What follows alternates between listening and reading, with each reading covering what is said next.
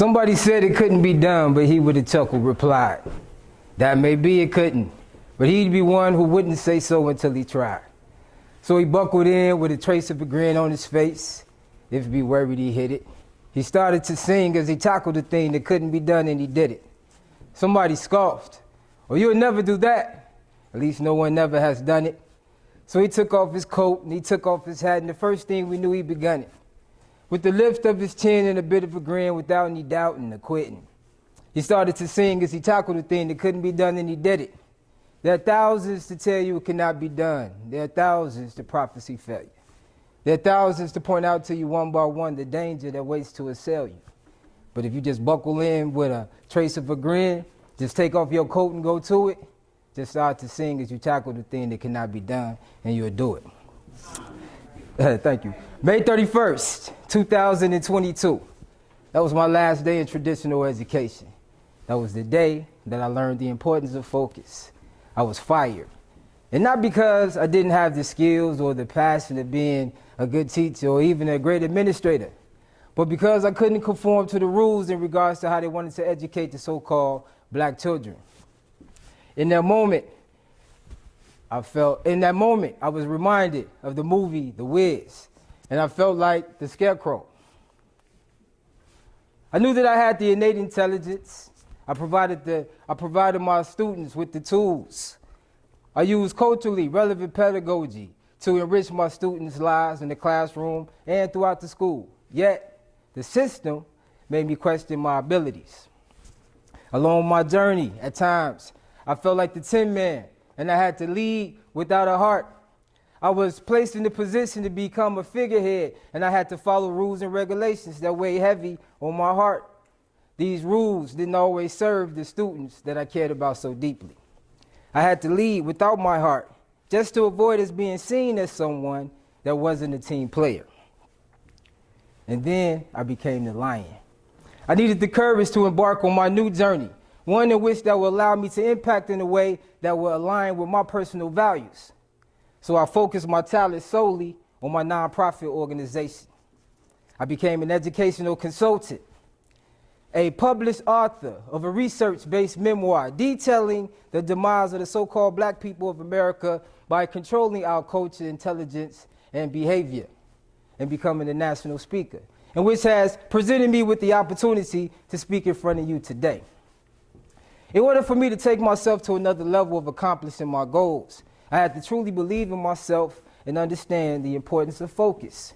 Focus is defined as directed attention, the point of concentration, the state of condition permitting clear perception or understanding. This could look a plethora of ways for people to focus. When one begins to zone in and focus on self, a backlash from others may occur. This traditionally happens because people can become accustomed to having you for what they need you for in whichever capacity that may be. Being disciplined is when you don't allow yourself to become jaded on what others have to say about you or feel about you when you're focusing. So let's break down the elements of focus that help me focus. The very first thing I had to do was fall back. I had to separate myself from things that no longer serve me. Now, this is a difficult step for many because of complacency, familiarity, fear, doubt, FOMO, or even unsure as to how to start. I had to outline the goals in which I wanted to accomplish. Visualization is the first step of success. If you can see yourself doing it, then you can create it and make it happen in reality. The very next thing I had to do is I created opportunities for myself. I'm constantly networking with individuals that are in my industry. Cultivate. I do this by practicing how I want to be. I am very intentional with what I do. The way I do this is I pray. I think before I speak. I meditate. I exercise. I indulge in peaceful moments of clarity. The most intricate part is mastering the art of understanding. When you understand that everyone won't understand, then you have truly mastered the art of understanding. Lastly, succeed.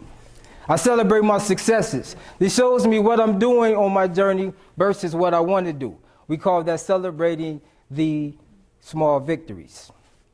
Being a trailblazer isn't about having all the answers or even being superhuman.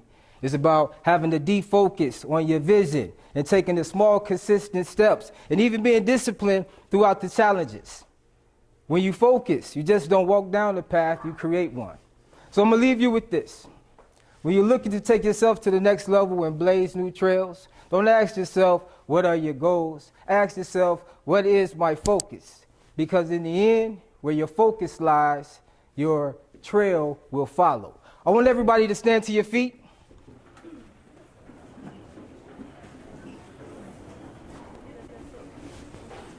And I want you to repeat after me. This is my affirmation that I say daily, and I hope that you can do the same. I am a trailblazer. I am destined to succeed. Speak it. Believe it. Do it. My name is Cedric A. Washington. Thank you for listening to my TED Talk.